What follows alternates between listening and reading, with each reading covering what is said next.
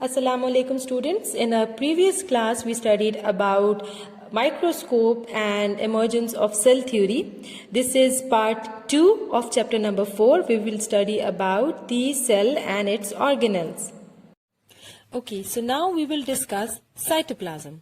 Cytoplasm is an aqueous solution, aqueous substance है, which contains variety of cell organelles and other substances such as insoluble waste मौजूद होता है cytoplasm में और इसके अलावा storage products भी मौजूद होते हैं. ये मौजूद होता है, इसकी लोकेशन क्या है cytoplasm की? यहाँ पर इन्होंने आपको लोकेशन बताई है that it is present between cell membrane and nuclear membrane. यानी if this is the nuclear membrane and this is the cell membrane and this one is the nuclear membrane, तो इसके बीच का जो एरिया है this comprises of this aqueous substance which is called cytoplasm. Cytoplasm के दो हिस्से होते हैं, soluble part and insoluble part. Soluble part में 70% पानी होता है which forms a solution which contains all the fundamental biochemicals of life. जितने भी important बुनियादी biochemicals हैं वो इस soluble हिस्से में water के साथ मौजूद होते हैं. The insoluble part of cytoplasm consists of organelles जो कि हम आगे पढ़ेंगे, जो कि डिफरेंट फंक्शंस परफॉर्म कर रहे होते हैं. Cytoplasm provides chemical site and condition for various biochemical activities. Cytoplasm in chemical reactions के लिए साइट भी प्रोवाइड करता है. Our next and first organelle that we are going to discuss is endoplasmic reticulum. Endoplasmic reticulum क्या होता है? ये it is a system of membrane found throughout the cell. पूरे के पूरे सेल में as you can see this is nucleus और ये इस तरीके से membranes होती हैं जो कि fold हुई हुई होती हैं. This is endoplasmic reticulum. यहाँ पर इन्होंने आपको डेफिनेशन दे दी है. The system of membrane found throughout the cell are called endoplasmic reticulum. The membrane forms a series of sheets which enclose flattened sacs called cisternae. Membranes जो है इस तरीके की सीरीज ऑफ शीट्स बनाती हैं और इसके बीच में सिस्टर्ने होते हैं. ये जो areas which are present in these fold these are called cisternae. The main function is to transport material. जो इनका फंक्शन है एंडोप्लाज्मिक रेटिकुलम का वो क्या है? Transport of materials. Endoplasmic reticulum दो तरह के होते हैं, smooth endoplasmic reticulum and rough endoplasmic reticulum. Smooth endoplasmic reticulum is non granular, यानी कि उसके ऊपर ग्रैन्यूल्स नहीं होते, बिल्कुल स्मूथ होते. जिस तरह यहां पर इन डायग्राम्स में you can see small dots और ग्रैन्यूल्स. अगर ये डॉट्स इसमें से हटा दिए जाए then this is smooth endoplasmic reticulum. जैसे कि इस एरिया को अगर देखा जाए, ये जो ग्रैन्यूल्स होते हैं इनको कहा जाता है राइबोसोम्स. राइबोसोम्स भी एक ऑर्गेनल्स हैं, एंडोप्लाज्मिक रेटिकुलम के ऊपर मौजूद होते हैं. तो जिस एंडोप्लाज्मिक रेटिकुलम के ऊपर राइबोसोम्स नहीं होते that endoplasmic reticulum are called smooth endoplasmic reticulum. While वो एंडोप्लाज्मिक रेटिकुलम जिस पे राइबोसोम्स मौजूद होते हैं उनको रफ एंडोप्लाज्मिक रेटिकुलम कहा जाता है. स्मूथ एंडोप्लाज्मिक रेटिकुलम का फंक्शन क्या है? It plays an important role in lipid formation and transportation of material. Lipid बनाने में और मटेरियल की ट्रांसपोर्ट करने में एंडोप्लाज्मिक रेटिकुलम का बहुत इंपॉर्टेंट काम है. रफ एंडोप्लाज्मिक रेटिकुलम क्या होता है? It is granular because ribosomes are attach to it. ये ग्रैन्युलर होता है क्योंकि राइबोसोम्स जो होते हैं वो अटैच हुए हुए होते हैं. फंक्शन क्या है? It is involve in protein synthesis. This is the function of rough endoplasmic reticulum and particularly the function of ribosomes. Its function is to transport material from inside nucleus to cytoplasm and vice versa. यानी कि nucleus से cytoplasm तक material की transport, cytoplasm से nucleus तक material की transport जो है वो एंडोप्लाज्मिक रेटिकुलम करता है. The first organelle that we are going to discuss is endoplasmic reticulum. Endoplasmic reticulum की पहली ही लाइन में इन्होंने आपको डेफिनेशन दे दी है. It is a system of membranes found throughout the cell. इस तरीके से फ्लैटेंड मेम्ब्रेन्स होती हैं जो कि थ्रू आउट द सेल मौजूद होती हैं. The membrane forms a series of sheets which enclose flattened sacs called cisternae. इस तरीके से शीट्स बना देते हैं और ये जो शीट्स होती हैं इनके बीच में ये वाले जो गैप्स हैं these are called cisternae. The main function is, इसका एंडोप्लाज्मिक रेटिकुलम का मेन फंक्शन है ट्रांसपोर्ट ऑफ मटेरियल. ठीक है. एंडोप्लाज्मिक रेटिकुलम दो तरह के होते हैं, smooth endoplasmic reticulum and rough endoplasmic reticulum. Smooth endoplasmic reticulum is non-granular as the ribosomes are attached to its surface. It plays an important role in lipid formation and transportation of material. Smooth endoplasmic reticulum जो है वो non-granular होता है. Granular हम उन चीजों को कहते हैं जिनके ऊपर छोटे छोटे से granules मौजूद हो. जब granules मौजूद नहीं होते तो हम उनको नॉन ग्रैन्युलर कहते हैं. तो smooth endoplasmic reticulum, as the name indicate, it is smooth in its texture and there are no granules. These granules are ribosomes which are present on the other type of endoplasmic reticulum which is rough endoplasmic reticulum. Smooth endoplasmic reticulum which does not contain ribosomes, इनका function है, it plays an important role in lipid formation and transportation of material. Now coming towards rough endoplasmic reticulum, rough endoplasmic reticulum granular होता है क्योंकि उसके ऊपर छोटे छोटे से granules यानी कि ribosomes मौजूद होते हैं. As you can see in this diagram, there are small dots. These are ribosomes. Its function is to transport material from inside nucleus to the cytoplasm and vice versa. जबकि function of ribosome is protein synthesis. Coming towards the next organelle, which is Golgi apparatus. Golgi apparatus is a set of flattened sacs which are stacked together. इस तरीके से flattened sacs होते हैं जिन्होंने इस तरीके से एक दूसरे के ऊपर आकर एक पायल सा बनाया होता है जिसको हम stack कहते हैं. ठीक है.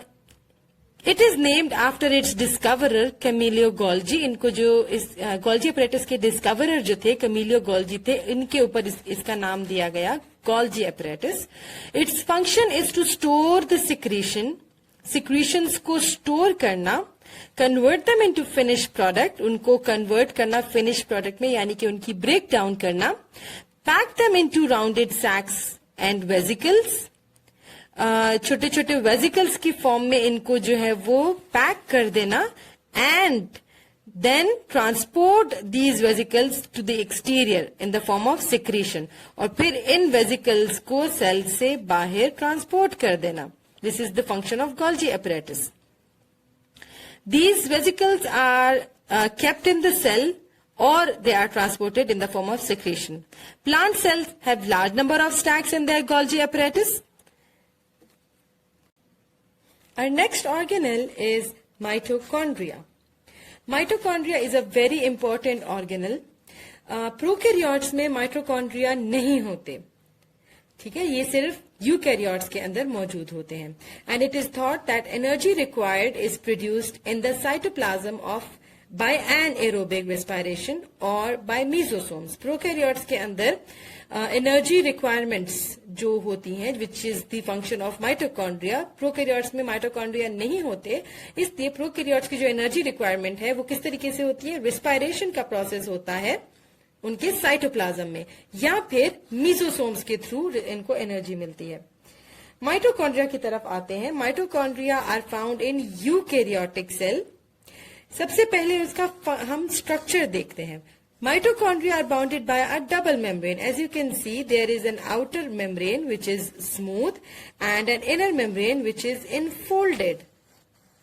ठीक है, ये जो folded membrane है ये inner membrane है, जबकि जो outer membrane है that is the smooth membrane. The outer membrane is smooth, inner membrane is folded inwards, giving rise to extensions called cristae. इस तरीके से extensions बनाए हुए हैं. इन extensions को हम कहते हैं cristae. For example, as you can see in the label diagram, this is a cristae, this is a cristae, this is a cristae, and this is a cristae. Cristae increase the surface area on which respiratory process takes place. This is the function of mitochondria, that it helps in respiration. तो cristae जो है हमारे पास surface area को increase कर देते हैं, ज्यादा से ज्यादा जगह हमें मिल जाती है for the process of respiration. Mitochondria are the powerhouse of the cell because they carry out respiration in cell and produce energy in the form of ATP. ये हमारे पास माइटोकॉन्ड्रिया का फंक्शन है. इनको पावर हाउस इसलिए कहा जाता है because they carry out respiration ये एंजाइम प्रोवाइड करते हैं to carry out respiration and जो हमें रेस्पिरेशन में ग्लूकोज की ब्रेकडाउन से जो एनर्जी मिलती है वो एटीपी के अंदर स्टोर होती जाती है. This is the diagram of mitochondria. Mitochondria में हमारे पास इस तरीके से डबल मेम्ब्रेन स्ट्रक्चर होता है जिसमें इनर मेम्ब्रेन फोल्डेड होती है और आउटर मेम्ब्रेन स्मूथ होती है, and the fluid which is present inside is called matrix which contains many enzymes which help in respiration. Our next organelle is ribosomes. Ribosomes क्या होते हैं? These are tiny granules. They are formed in nucleolus and are either freely dispersed in the cytoplasm or attached to rough endoplasmic reticulum. Ribosomes की formation कहाँ पर होती है? Ribosomes बनते हैं न्यूक्लियोलस में. न्यूक्लियस के अंदर जो सेल्यूलर सर्कुलर बॉडी होती है उसको न्यूक्लियोलस कहा जाता है. राइबोसोम्स यहाँ पर बनते हैं और उनकी लोकेशन कहाँ होती है? या तो फ्रीली डिस्पर्स्ड होंगे, स्कैटर्ड होंगे साइटोप्लाज्म में, या फिर रफ एंडोप्लाज्मिक रेटिकुलम के ऊपर अटैच्ड होंगे, as we have already studied. A ribosome is made of almost equal amount of protein and ribosomal RNA. Ribosomes किससे बने हुए होते हैं? प्रोटीन और राइबोसोमल आरएनए दोनों इक्वल अमाउंट में मिक्स होते हैं और हमारे पास राइबोसोम्स बनते हैं. Ribosomes are not bounded by membrane, so they are also found in prokaryotes because prokaryotes are those organisms जिनमें membrane bounded organelles नहीं होते. तो ribosomes are not bounded by any membrane, hence they are also found in prokaryotes. But there is a slight difference between the ribosomes of prokaryotes and the ribosomes of eukaryotes. Eukaryotic ribosomes are slightly larger than prokaryotic ribosomes. They are involved in protein synthesis. The function of ribosome is protein synthesis. A ribosome consists of two subunit. एक large subunit होता है और दूसरा जो है वो small subunit होता है. This is the diagram of ribosome. This one is the large subunit. And this one here is the small subunit. Our next organelle are plastids. Plastids जो होते हैं ये सिर्फ और सिर्फ plant cells में पाए जाते हैं, animal cells में नहीं होते. These are membrane bound organelles which contain one or more pigments. Plastids are present only in the cells of plants and photosynthetic protists. वो protists जो कि photosynthesis करते हैं उनके अंदर भी plastids पाए जाते हैं. Plastids are mainly of three types. These are the three types of plastids: chloroplast, chromoplast, and leucoplast. The most important and the most abundant plastids are chloroplast. Most important and abundant plastids are chloroplasts. They are present in green parts of plant, particularly in leaves where photosynthesis takes place. जितने भी green parts होते हैं plant के, leaves, branches, stem और whatever, उन तमाम green हिस्सों में क्लोरोप्लास्ट मौजूद होते हैं. क्लोरोप्लास्ट हेल्प करते हैं फोटोसिंथेसिस में, इसलिए तमाम ग्रीन हिस्सों को, प्लांट के ग्रीन हिस्सों को फोटोसिंथेटिक कहा जाता है. Chloroplast is bounded by a double membrane. The outer membrane is smooth, clear, whereas the inner membrane give rise to these small sacs जिसके अंदर ये structures मौजूद होते हैं, as you can see in the diagram. In structures को कहा जाता है granum. As you can see, in structures को it is already labeled that these are called granum. Granum क्या है? Granum is actually the stack of thylakoids. Thylakoids are disc-shaped structures और इन disc-shaped structures का एक stack बना हुआ होता है, पाइल बना हुआ होता है और इस पाइल को collectively granum कहा जाता है. Thylakoid contain chlorophyll. Chlorophyll is the material which helps in photosynthesis by capturing the sunlight. Semi-fluid present inside chloroplast is called stroma. और ये जो chloroplast के अंदर यहाँ पर semi-fluid सब मौजूद होता है, इसको कहा जाता है stroma. Since chloroplast are of green colour, तो जहां जहां पर भी क्लोरोप्लास्ट मौजूद होते हैं वो एरियाज जो होते हैं वो हमेशा ग्रीन रहते हैं. Next is chromoplast. In plants colours other than green are due to chromoplast. These are present in the petals of the flower and in ripened fruits. Flowers भी हमारे पास डिफरेंट कलर्स के होते हैं और फ्रूट्स भी हमारे पास डिफरेंट कलर्स के होते हैं, तो उनके अंदर उनकी स्किन में क्रोमोप्लास्ट मौजूद होते हैं. Chrome means colour. Due to the presence of chromoplast, the bright coloured petals of flowers attract insects for pollination. Chromoplast के कलर्स की वजह से, डिफरेंट कलर्स की वजह से फ्लावर्स के डिफरेंट attractive colors होते हैं which attract insects, and then insects carry out a pollen, helps in carrying out pollination by transferring the pollen grain. Next is leucoplast. Leucoplasts are colorless plasters. They have no color. These are found in such parts of the plant where they store food, particularly in roots. जहां पर food storage होती है वहां पर leucoplast पाए जाते हैं, particularly roots के अंदर ल्यूकोप्लास्ट जो है वो मौजूद होते हैं. So next organelle is cytoskeleton. Cyto means cell and skeleton you know it means the framework जो कि सेल को उसकी शेप मेंटेन करने के लिए और डिफरेंट फंक्शंस के लिए रिक्वायर्ड होता है. फर्स्ट लाइन में they have given you the definition of cytoskeleton. It is a network of filaments called microfilaments and tubules called microtubules. ये जो skeleton होता है, it is scattered in cytoplasm. As you can see in this diagram, the tubules and filaments, these are scattered in the cytoplasm. ठीक है. Microtubules जो है वो एक स्पेशल प्रोटीन से बने होते हैं जिसको ट्यूब्यूलिन प्रोटीन कहा जाता है. इसी तरह माइक्रोफिलामेंट्स जिस प्रोटीन से बने होते हैं उसको एक्टिन प्रोटीन कहा जाता है. ट्यूब्यूलिन प्रोटीन्स माइक्रोट्यूब्यूल्स बनाते हैं and microtubules are used by the cell to hold their shape. ठीक है. माइक्रोफिलामेंट्स जो है which are made up of actin protein, they are used by the cell to change their shape. इसी तरह इसके अलावा जो माइक्रोट्यूब्यूल्स होते हैं, they also make cilia and flagella. Cilia and flagella are the locomotory organs of many unicellular organisms and protists. Cilia is small size projections, finger-like projections, while flagella is a comparatively longer projection that helps in locomotion. So our next organelle is centriole. Centrioles are hollow and cylindrical organelles present in the cell of animals and many unicellular organisms. This should be noted that centrioles are not present in plant cell. ठीक है? They are only present in animals and many unicellular organisms. Centrioles का जो shape और structure है उसकी तरफ आते हैं. सेंट्रियोल्स आर 2 इन नंबर, 2 होते हैं हर एक सेल में, and are collectively called centrosome. Collectively centrioles को सेंट्रोसोम कहा जाता है.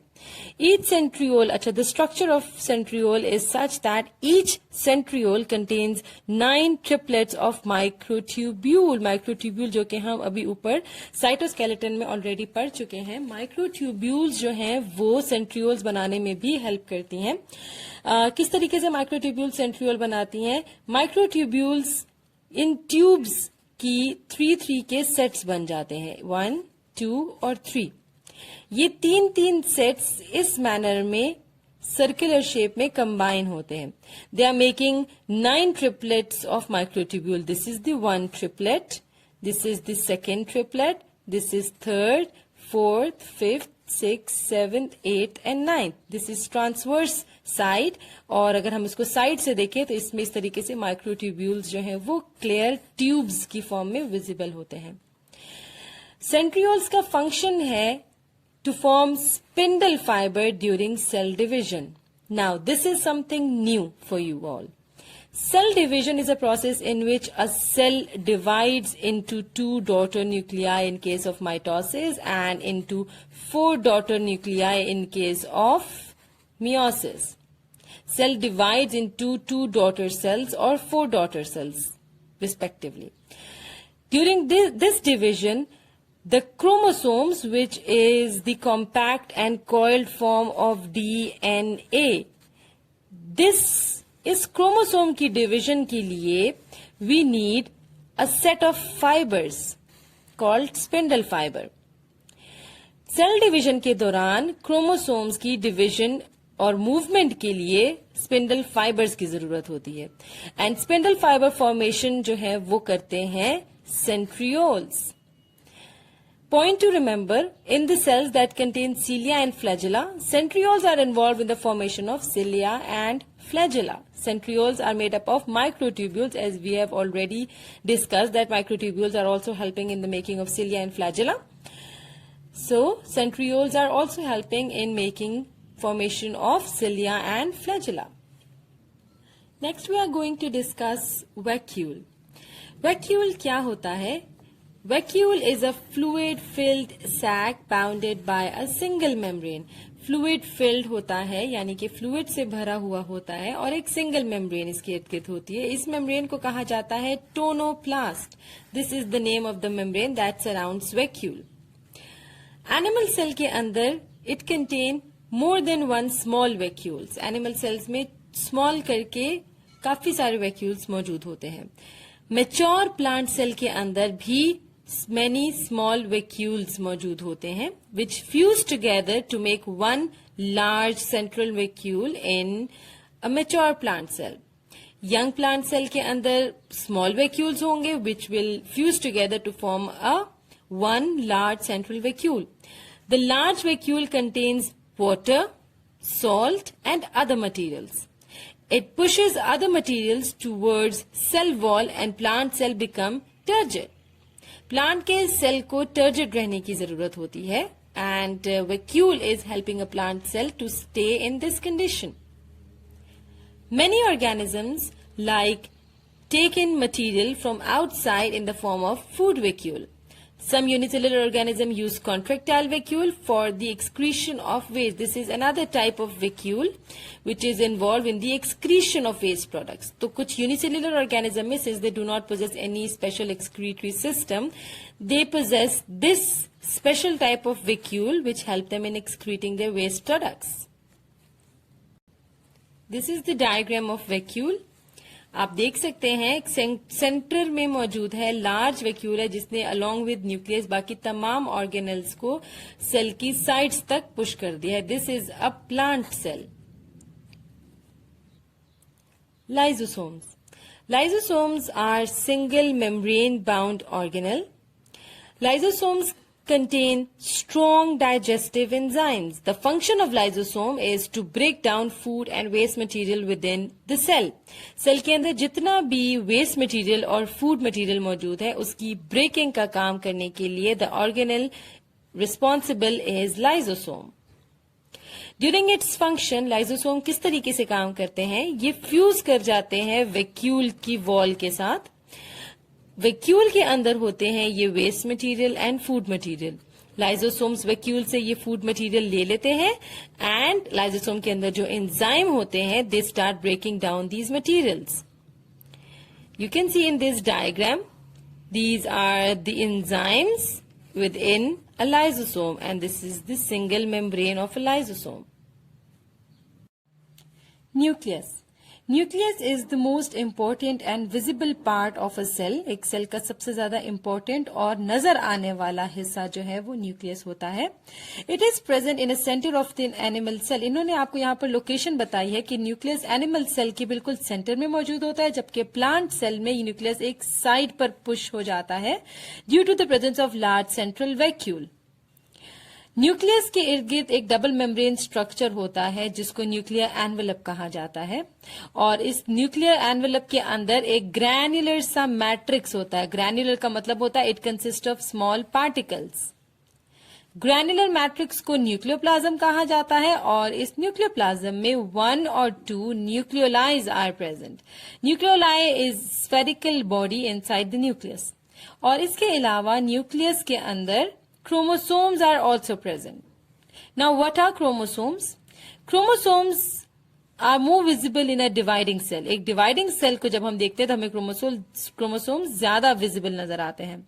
एक नॉन डिवाइडिंग सेल में chromosomes are in the form of network of fine threads known as chromatin network. जब सेल डिवाइड नहीं कर रहा होता उस वक्त क्रोमोसोम्स जो है धागों के एक गुच्छे की शक्ल में होते हैं, एक नेटवर्क ऑफ थ्रेड्स बनाया हुआ होता है और उसको कहा जाता है chromatin network. Chromosomes are made of deoxyribonucleic acid and proteins. Chromosomes जो हैं वो deoxyribonucleic acid और प्रोटीन से मिलकर बने होते हैं। डीएनए यानी deoxyribonucleic acid कंट्रोल करता है तमाम एक्टिविटीज को सेल की जितनी भी एक्टिविटीज है उनको कंट्रोल करने के लिए डीएनए मौजूद होता है। Chromosome number is always specific for a particular species. हर एक स्पीशी के लिए क्रोमोसोमल नंबर स्पेसिफिक होता है। फॉर एग्जाम्पल ह्यूमन सेल के लिए 46 नंबर है, रेडिश के लिए 18 यानी कि मूली के लिए 18 नंबर है, एंड इन अनियन प्याज के लिए 16 number of chromosomes are present. The prokaryotic cell do not contain prominent nucleus. Rather, their chromosome is made of DNA only and is submerged in the cytoplasm.